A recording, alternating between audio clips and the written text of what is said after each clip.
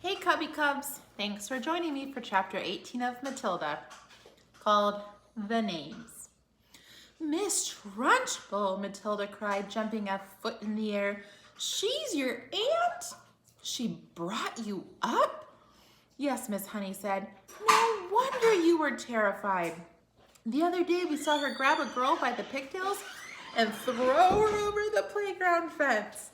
You haven't seen anything, Miss Honey said.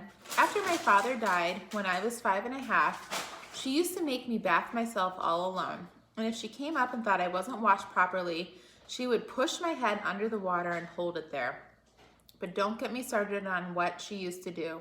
That won't help us at all. No, it won't, Matilda said. We came here to talk about you, and I've been talking about nothing but myself the whole time. I feel like such a fool. I am much more interested in just how much you can do with those amazing eyes of yours. I can move things, Matilda said. I can push things over. How would you like it if we made some very cautious experiments to see just how much you can move and push? If you don't mind, Miss Honey, I think I would rather not. I want to go home now and think about all the things I've heard this afternoon.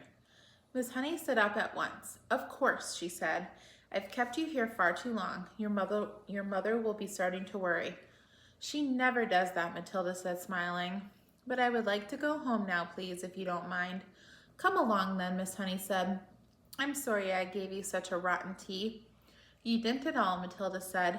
I loved it. The two of them walked all the way to Matilda's house in complete silence. Miss Honey sensed that Matilda wanted it that way. The child seemed so lost in thought she hardly looked where she was walking, and when they reached the gate of Matilda's home, Miss Honey said, You had better forget everything I told you this afternoon. I won't promise to do that, Matilda said, but I will promise not to talk about it to anyone more, not even to you. I think that would be wise, Miss Honey said. I won't promise to stop thinking about it though, Miss Honey. I've been thinking about it all the way back from your cottage, and I believe I've got just a tiny bit of an idea. You mustn't, Miss Honey said. Please forget it.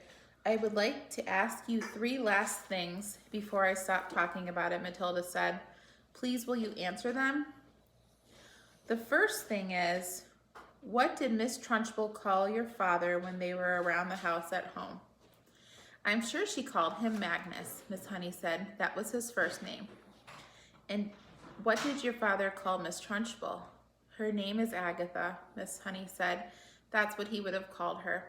And lastly, Matilda said, what did your father and Miss Trunchbull call you around the house? They called me Jenny, Miss Honey said.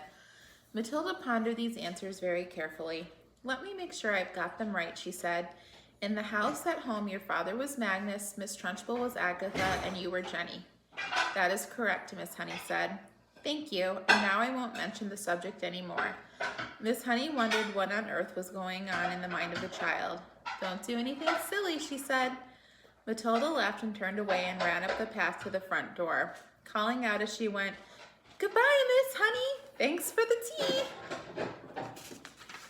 Okay, that was the end of chapter 18, boys and girls. Just a few short chapters left.